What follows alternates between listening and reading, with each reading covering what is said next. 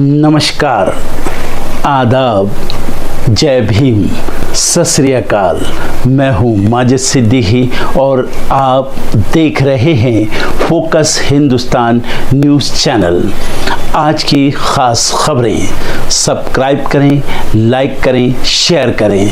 फिर आऊँगा एक ताज़ा खबर को लेकर माजिद सिद्दीकी।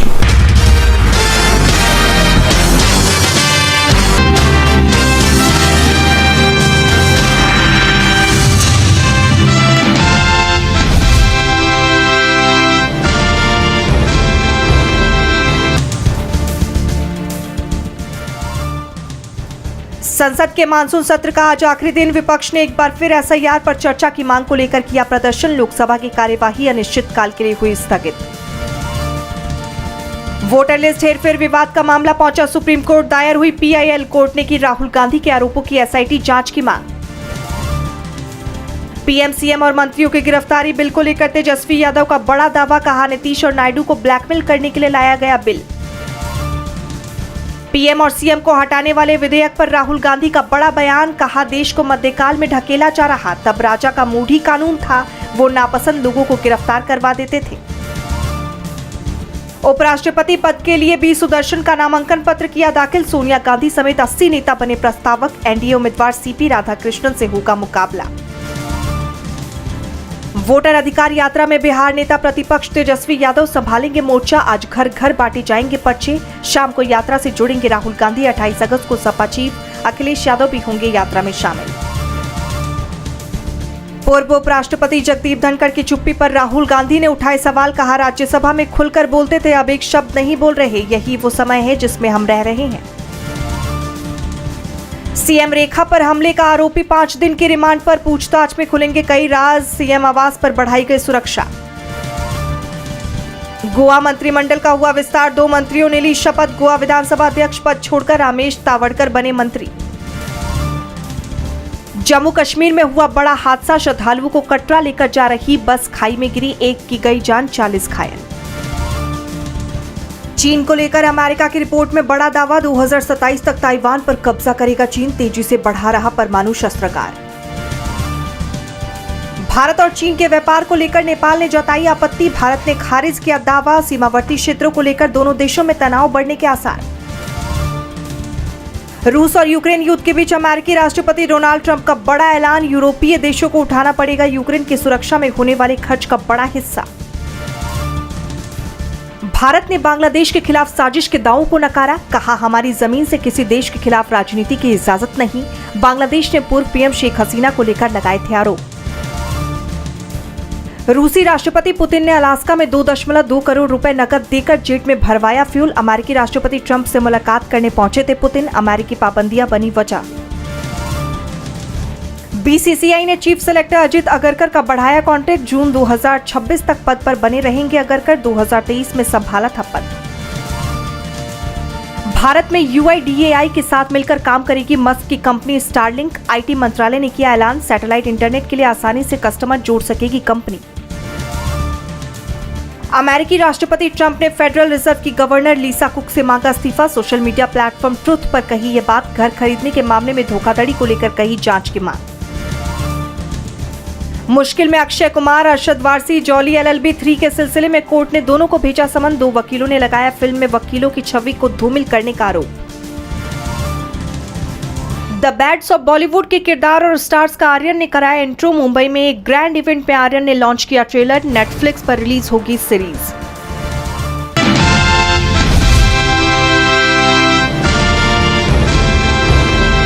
महाराष्ट्र विधानसभा चुनाव में भारी बहुमत के साथ जीत हासिल करने के बाद बीजेपी के आत्मविश्वास में भी बढ़ोतरी देखी गई। हालात ये हैं कि मौजूदा वक्त में एनडीए के सहयोगी गठबंधन में सहज महसूस नहीं कर पा रहे। इस बीच बीजेपी के नेतृत्व वाले इस गठबंधन को बड़ा झटका लगा है। एनडीए गठबंधन को करारी हार का सामना करना पड़ा। 21 सीटों में सत्ताधारी गठबंधन को महज 7 सीटों पर ही जीत मिल पाई, जिसमें 4 सीटें बीजेपी के पाले में गई, 2 सीटें शिंदे गुट की शिवसेना को मिली और 1 सीट SC/ST यूनियन के पास गई। इन 21 में सबसे ज्यादा 14 सीटें महायुति विरोधी खेमे में शामिल शशांक राव के पैनल को मिली, ये नतीजे मुंबई नगर निगम वेस्ट के कर्मचारियों से जुड़ी हाई प्रोफाइल सहकारी ऋण समिति के चुनाव के हैं, जिसके लिए 18 अगस्त को मतदान हुआ था। बताया जा रहा है कि शशांक राव पैनल को हराने के लिए खुद सीएम देवेंद्र फडणवीस ने अपनी पूरी ताकत झोंक दी थी, लेकिन इस चुनाव के नतीजे ने बीजेपी को आईना दिखाने का काम किया है। ये भी कहा जा सकता है कि विपक्ष के दावे अब जनता तक भी पहुंच रहे हैं। जनता जागरूक हो रही है। जिस तरह बीजेपी चुनावों में धांधली के आरोपों से घिरी हुई है, उसकी तमाम नीतियों पर विपक्ष सवाल उठा रहा है। ऐसे में पार्टी बुरी तरह से घिरी हुई है और अब जनता का भरोसा भी डगमगाता दिख रहा है।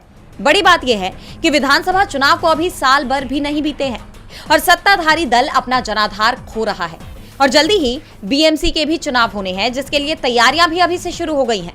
लेकिन मौजूदा हालात में एनडीए के लिए बीएमसी चुनाव में भी जीत मुश्किल नजर आ रही है।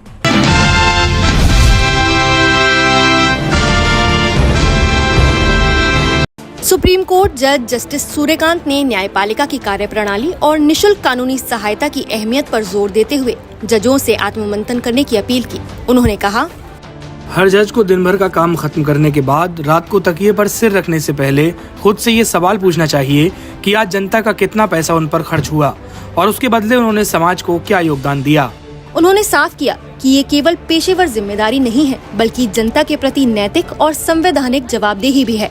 जस्टिस सूर्यकांत ने इस दौरान संविधान के अनुच्छेद 39A की प्रासंगिकता पर विस्तार से चर्चा की। उन्होंने बताया, निशुल्क कानूनी सहायता कोई कानूनी दान नहीं, बल्कि संविधान द्वारा दिया गया विशेष अधिकार है, जो लोकतंत्र की जीवन रेखा है।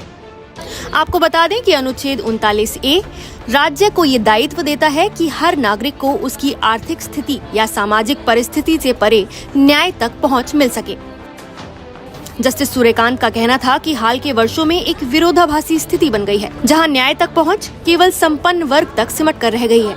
उन्होंने कहा, जब कानूनी फीस आम लोगों की मासिक आय से अधिक हो जाती है, जब न्यायालयों के गलियारों में लोग स्वागत से ज्यादा भय महसूस करते हैं और जब अदालतों के दरवाजे कमजोर वर्गों के लिए संकरे हो जाते हैं, तो ये बताता है कि हमने न्याय के मंदिर तो बनाए, लेकिन उन्हीं के लिए उन्हें मुश्किल बना दिया जिनके लिए वे बने थे।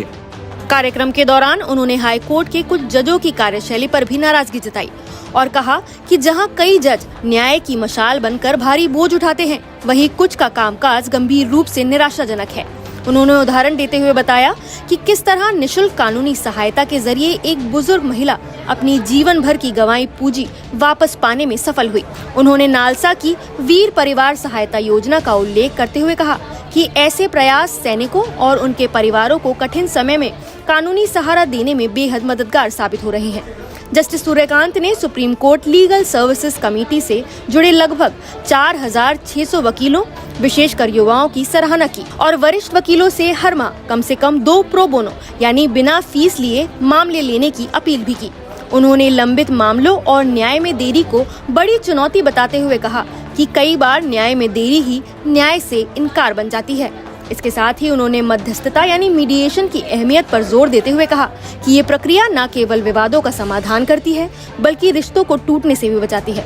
उन्होंने मीडिएशन फॉर द नेशन अभियान का जिक्र करते हुए 2030 तक हर जिले में विशेष मध्यस्थता केंद्र स्थापित करने का संकल्प जताया। क्या आप जस्टिस सूर्यकांत से सहमत हैं? अपनी राय हमें कमेंट करके जरूर बताइए।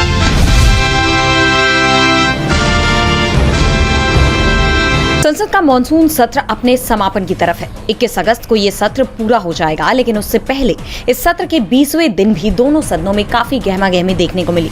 सरकार और विपक्ष के बीच लगातार टकराव देखने को मिला, जिससे सदन की कार्यवाही लगातार स्थगित होती रही। सदन की कार्यवाही शुरू होने से पहले राज्यसभा में नेता प्रतिपक्ष मल्लिकार्जुन खड़गे के दफ्तर में इंडिया गठबंधन के सांसदों की बैठक हुई। इस बैठक के बाद विपक्षी सांसद एसआईआर समेत कई मुद्दों पर विरोध प्रदर्शन करते हुए परिसर में दिखाई दिए। उधर लोकसभा में सरकार ने 4 बिल पेश किए। सूचना मंत्री अश्विनी वैष्णव ने ऑनलाइन गेमिंग प्रमोशन और रेगुलेशन बिल 2025 पेश कर ऑनलाइन मनी गेम्स पर पूर्ण प्रतिबंध लगाने का प्रस्ताव रखा। इसके बाद गृह मंत्री अमित शाह ने 3 और बिल पेश किए, जिसके तहत पीएम-सीएम मंत्रियों और राज्य मंत्रियों की 30 दिन हिरासत में रहने पर उनकी कुर्सी छीनी जा सकती है। लेकिन विपक्ष ने एकजुट होकर इसका जोरदार विरोध किया और बिल की कॉपी फाड़कर गृह मंत्री अमित शाह पर फेंक दी, जिससे सदन का माहौल गर्मा गया। बढ़ते दबाव के चलते इन बिलों को संयुक्त संसदीय समिति यानी जेपीसी के पास भेजना पड़ा। इसके अलावा राज्यसभा में आईआईएम संशोधन विधेयक 2025 पर भी बहस हुई, जो एक दिन पहले ही लोकसभा से पास हुआ था। उधर संसद परिसर के अंदर पत्रकारों से बातचीत के दौरान टीएमसी सांसद मिताली बाग और शताब्दी रॉय ने आरोप लगाया कि भाजपा सांसद किरेन रिजिजू और रवनीत सिंह बिट्टू ने लोकसभा में महिला सांसदों के साथ मारपीट और धक्का मुक्की की, जिसे लेकर अलग बवाल मचा हुआ है। अब सबकी निगाहें मॉनसून सत्र के आखिरी दिन पर टिकी हैं। सवाल यह है कि क्या सरकार और विपक्ष के बीच ये टकराव जारी रहेगा या फिर सुलह का कोई रास्ता निकलेगा। लेकिन एक बात तो साफ है कि इस पूरे मॉनसून सत्र में विपक्ष ने सरकार को वोटर वेरिफिकेशन और वोट चोरी जैसे मुद्दों पर घेरने का काम किया, जिससे मोदी सरकार लगातार पूरे सत्र में बैकफुट पर नजर आई। अब सत्र के आखिरी दिन सदन का क्या घटनाक्रम रहता है, ये देखना होगा।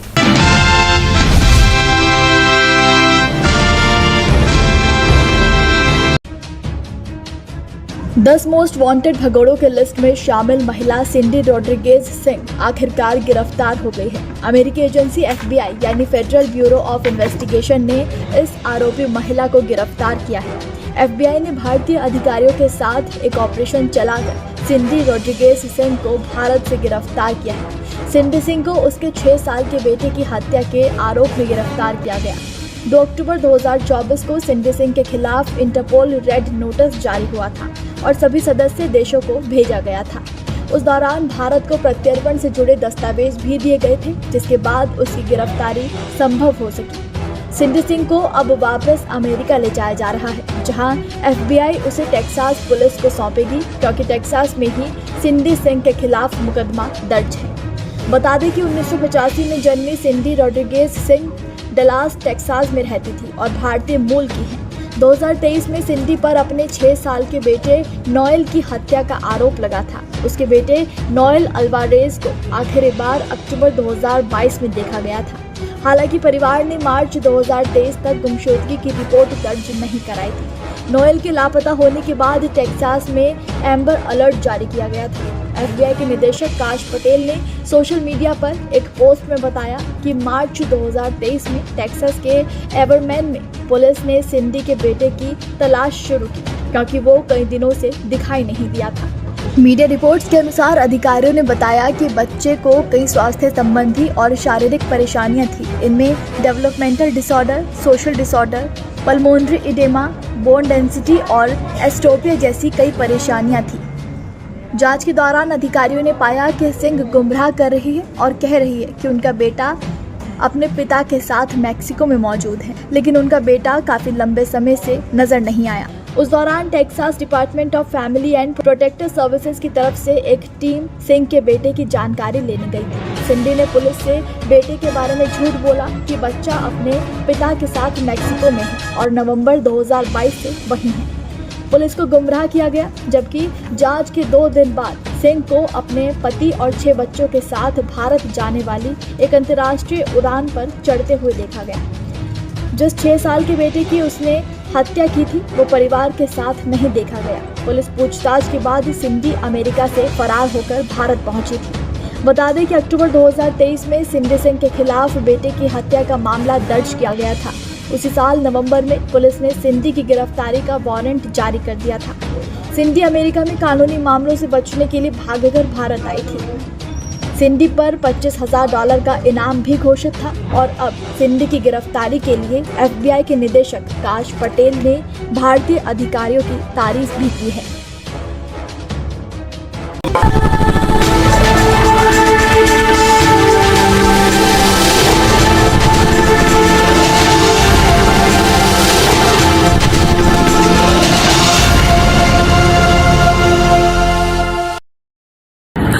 दोस्तों आज मैं आपको बताने वाला हूं कि अगर आपकी बॉडी में मैग्नीशियम की डेफिशिएंसी हो जाए तो आपको क्या क्या प्रॉब्लम हो सकती है। सबसे पहले इंसोमेनिया, नींद ना आना, स्लीपिंग डिसऑर्डर, इंसान सारी रात करवटें बदलता है, नींद नहीं आती, स्ट्रेस लेवल, एंजाइटी बढ़ जाती है इससे, क्योंकि कोर्टिसोल हार्मोन को रोकने में मदद करता है। और अगर आपकी बॉडी में मैग्नीशियम नहीं है तो कोर्टिसोल बढ़ जाता है, जिसकी वजह से स्ट्रेस और एंजाइटी हो जाती है। मूड स्विंग्स, इंसान को पता नहीं चलता, उसके मूड स्विंग्स होते हैं, थोड़ी थोड़ी देर में गुस्सा आना, थोड़ी थोड़ी देर में चिड़चिड़ापन होना, क्योंकि ये सेरोटोनिन हार्मोन को बढ़ने में मदद करता है। अगर आपकी बॉडी में less magnesium is equal to less serotonin, और सेरोटोनिन हैप्पीनेस का हार्मोन है। अलावा इसके ये फटीग को भी कम करता था। अगर आपकी बॉडी में मिनरल डेफिशिएट है, अगर आपकी बॉडी में मैग्नीशियम नहीं है, तो आपको थकावट बहुत जल्दी फील होगी, जरा सा काम करती है आपकी बॉडी थक जाएगी।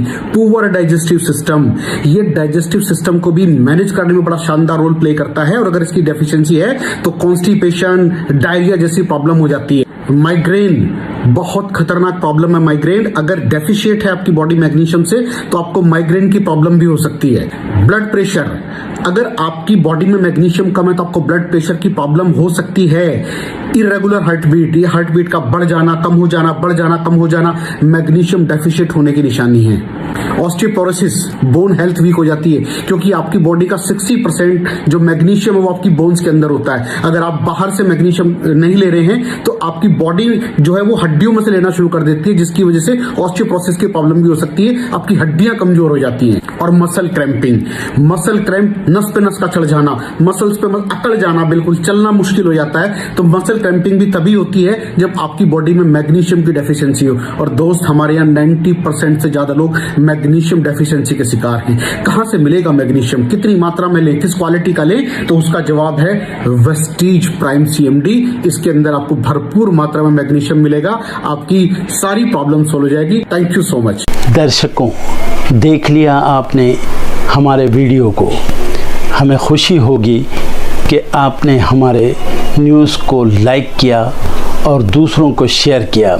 अगर अभी तक हमारे चैनल फोकस हिंदुस्तान को सब्सक्राइब नहीं किया है तो तुरंत सब्सक्राइब करें, कमेंट करें और बेल आइकॉन को प्रेस करें। हम हाजिर हैं खबर के लिए।